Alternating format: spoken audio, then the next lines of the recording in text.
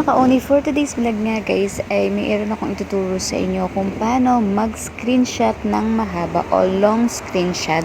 So kasi usually guys, yung screenshot na ginagawa natin is maiiksi, kapraso lang. So para ma-screenshot natin siya ng mahaba, ito yung tutorial na gagawin nyo.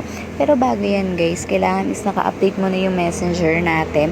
At maganda rin tong long screenshot na to, lalo na kung meron kayong mga ebidensya, yung kunyari jowa nyo nagluloko sa inyo, so at least makukopya nyo lahat ng conversation doon sa message na yon. So bago natin yung umpisahan is pumunta muna tayo sa ating messenger, and lagi ko sinasabi sa inyo na kailangan lagi naka-update yung ating messenger, basta lahat ng ating application na ginagamit. Libre lang naman ito guys, basta is naka wifi or naka data ka, is maa-update mo na para hindi tayo nahihirapan gamitin yung ating mga messenger. Meron dyan times guys, hindi nyo mapindot or karagahang o kaya mabagal o kaya hindi nagpapap yung message. Yan yung mga dahilan kasi hindi naka-update guys yung inyong messenger. So update lang natin to ng very light at aking ipapas forward na ito. Ayan, kapag lumabas na yung i-open na natin, it's madadirect na tayo dito sa ating messenger. So i-click nyo yung messenger nyo, yung message or yung chat na gusto nyo i-screenshot. Ito yung example ng screenshot na maiksi. Kung mag-gesture lang ako dito kasi yung aking cellphone guys is kapag nag-gesture ka ng 3 fingers, may screenshot na siya. So ayan, ito yung simple na maliit na screenshot na gagawin natin. So ayan, 'di ba? Yan sobrang liit lang, 'di ba, nung ating ini-screenshot at lalabas yan is done. So yan yung screenshot lang na nakuha nyo. Pero kung gusto mo talaga is mahaba, ito yung gagawin nyo guys. So ayan, burahin muna natin yan.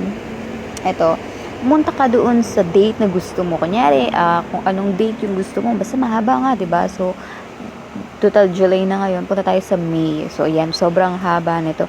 Kahit pa last year, pwede mo siyang i-screenshot guys. Ayan, so wala, ito, ganyan lang.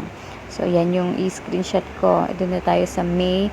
Sa habaan nyo, kung gusto nyo na mahaba talaga, dito tayo sa part na ito, and then screenshot natin. After nyan, i-press nyo yung scroll. Ayan, hintayin nyo siyang mag-scroll. At pag natapos yung scroll, yun na yung screenshot na sinasabi ko sa inyo. Ganun kahaba. Ayan, ibig sabihin ng scroll na yan, ini-screenshot niya na yan, papunta doon sa date kung saan na-stop yung conversation nyo. O, diba?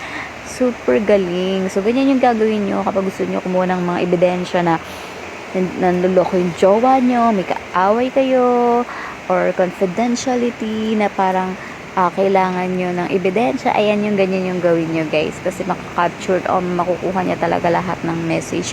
Kasi minsan yung messenger guys ay nag-end-to-end crypt. Kasi may nag-end-to-end yung message na nabubura siya after 30 days, diba? So, may ganun yung update ni Messenger. So, pag ginanto nyo na siya, as in, masasave na yan guys sa inyo kahit na, no? Pag tapos na yan guys, ayan. Ito yung sinasabi ko sa inyo, long screenshot. Kung gusto nyo namang mabasa yan guys, is punta kayo sa gallery, dahil sa gallery yan napunta. At pwede nyo naman siyang i-zoom. So, ito yung gallery ko. So, papakita ko sa inyo na na-screenshot talaga natin siya na super haba. Ayan. Ayan. Tapos, kung gusto nyo siya mabasa, ayan. Siyempre, i-zoom nyo lang. So, ganyan lang yung gagawin. At least, na-screenshot natin. May ebidensya na tayo. O, diba? So, kaya kung ako sa inyo, guys, i-try nyo na yan. Kung gusto nyo matutunan to, super dali lang naman yan, guys. So, yun lang, guys. Thank you for watching.